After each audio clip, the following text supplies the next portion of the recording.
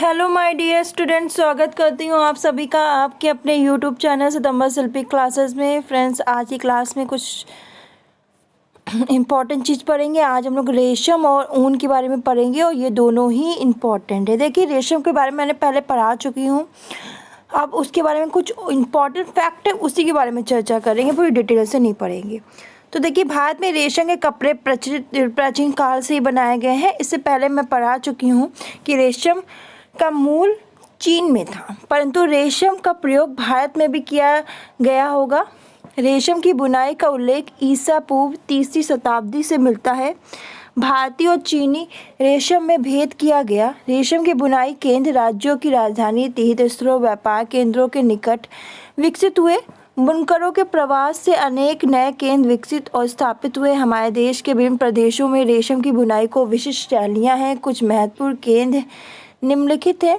तो देख लेते। उत्तर प्रदेश में वाराणसी की विशेष शैलियों में बुनाई एक प्राचीन परंपरा है। याद रखिएगा, उत्तर प्रदेश में वाराणसी के विशेष शैलियों में बुनाई एक प्राचीन परंपरा है। उसका अत्यंत लोकप्रिय उत्पाद ब्रोकेड है, या किन ख्वाब भी कहते हैं। याद रखिए, इसकी शोभा और ललितिया और कपड़े की भारी कीमत ने इसे किन ख्वाब नाम दिया। इसका अर्थ ऐसी वस्तु जिसका आदमी सपना भी नहीं देख सकता, ऐसा कपड़ा जो प्राय सपने में भी दिखाई नहीं देता, या स्वर्णिम। किन ख्वाब। पश्चिम बंगाल अपनी रेशम की बुनाई के लिए पारंपरिक रूप से प्रसिद्ध है। पश्चिम बंगाल के बुनकर जामदानी बुनकर जैसे करघे का प्रयोग करके रेशमी ब्रोकेड वाली साड़ी बुनते हैं, जिसे बालूचर बूटेदार कहते हैं। ये शैली मुर्शिदाबाद जिले में बालूचर नामक स्थान से शुरू हुई है। अब वाराणसी में इसे सफलतापूर्वक बनाया जा रहा है। यह प्लेन बुने हुए कपड़े को रेशम के बिना बटे धागे से ब्रोकेड किया जाता है। इन साड़ियों की सबसे बड़ी विशेषता उनका पल्लू है। उसमें अनोखे डिजाइन होते हैं जो वीर कथाओं, शाही दरबार, घरेलू दृश्य, यात्रा के दृश्य में सवारों, पालकियों के साथ दिखाए जाते हैं। किनारी और पल्लू में आम के मोटिफ का बहुत प्रयोग किया जाता है। गुजरात ने किंग ख्वाब की अपनी शैली विकसित की है। भचौर और खतखाबात में बहुत बारीक वस्त्र बनाए गए थे जो भारतीय शासकों के दरबारों में लोकप्रिय थे। अहमदाबाद की आशावली साड़ियाँ अपने सुंदर ब्रोकेड किनारियों और पल्लुओं के लिए प्रसिद्ध हैं।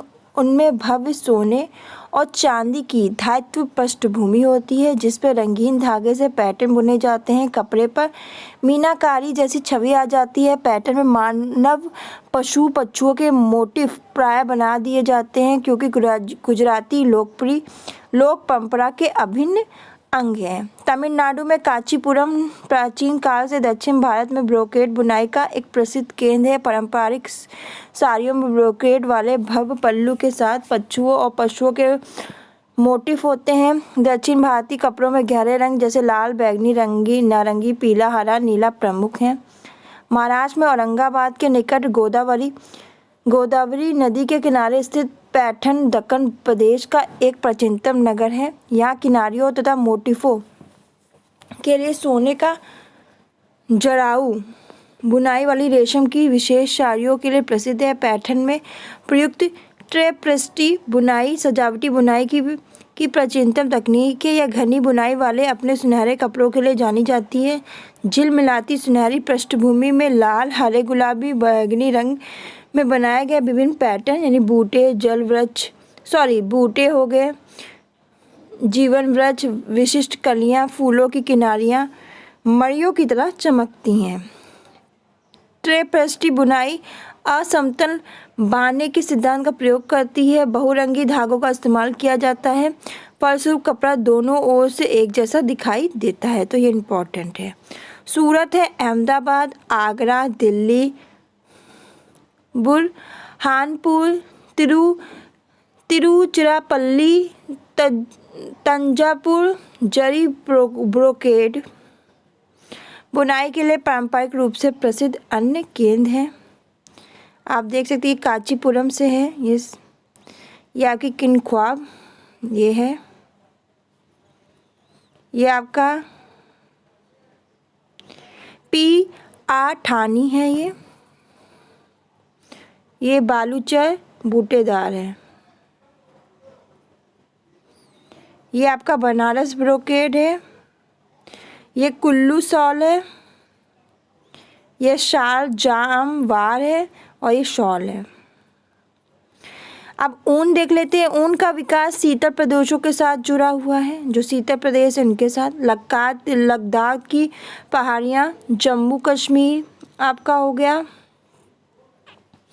हिमाचल प्रदेश, उत्तर प्रदेश, पश्चिम बंगाल की पहाड़ियाँ, कुछ उत्तर पूर्वी राज्य, पंजाब, राजस्थान, मध्य पश्चिम भारत के कुछ स्थान। भारत में विशेषतः बालों का प्रयोग किया जाता है, अर्थात भेड़ व अन्य जानवरों के बाल।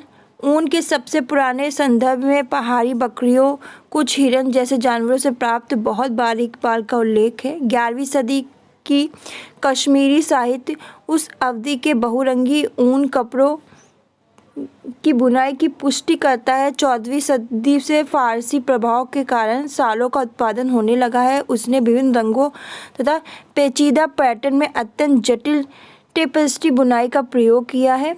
सर्वोत्तम शाल पश्मीना और शहतूश पहाड़ी बकरियों के बालों से बनाई गई है। इस कला को प्रोत्साहित करने का श्रेय मुगल सम्राटों को जाता है। इस तरह कश्मीर की शॉलें विश्व विख्यात हो गई हैं। छपाई वाले सूती व कपड़ों की तरह 18वीं शताब्दी से यह निर्यात की प्रमुख मद बन गई है। बाद में शॉलों पे कसीदाकारी भी की जाने लगी। शॉलों के डिजाइन और कश्मीर के प्राकृतिक सौंदर्य को चित्रित करते हैं। आम का मोटिफ, जिसे हम पेसली भी कहते हैं, लिख लीजिएगा, पेसली भी कहते हैं, असंख्य रूपों और वर्ग संयोजकों में दिखाई देता है। कहा जाता है कि जामवार शॉलों की शैली अकबर ने शुरू की थी। ये लंबी शॉलें इस प्रकार डिजाइन की गई थी कि वे पोशाक बनाने के लिए उपयुक्त हों। जामा अर्थात लंबादा और वार अर्थात लंबाई। अपने संग्रहालयों में चित्रकारी और पुस्तकों के चित्रों में देखा होगा कि मुगल शासक प्रायः पेचीदा डिजाइनों में चौड़े कंधे वाले परिधान पहनते थे। हिमाचल प्रदेश की शॉलें अधिकांशतः सीधी 36 पंक्तियां बैंडों धारियों में, जिनमें एक या दो खड़ी धारियां भी हो, समूहित कोरी ज्यामिति मोटिफों में बुनी जाती हैं। कुल्लू घाटी विशिष्ट रूप से शॉलों और अन्य ऊनी वस्त्रों की बुनाई पट्टू और दोहरू ने पुरुषों के लिए लबादे के लिए प्रसिद्ध है। हाल के वर्षों में अन्य स्थानों पर भी शॉल की बुनाई को महत्व दिया जाने लगा है। पंजाब में अमृतसर, आपका लुधियाना, उत्तराखंड, गुजरात का विशेष उल्लेख किया जा सकता है। तो ये थी कुछ इम्पोर्टेंट फैक्ट ऊन और रेशम के, जो मुझे इम्पोर्टेंट लगा तो मैंने आपके साथ शेयर करने को सोचा। तो जितने भी जहाँ जहाँ बताया गया उसको नोट डाउन कर लीजिएगा। यहाँ से क्वेश्चन बन सकते हैं, तो आप गलत करके मत आइएगा। तो फ्रेंड्स, आज के लिए बस इतना ही। मिलते हैं नेक्स्ट क्लास में नेक्स्ट टॉपिक के साथ। धन्यवाद।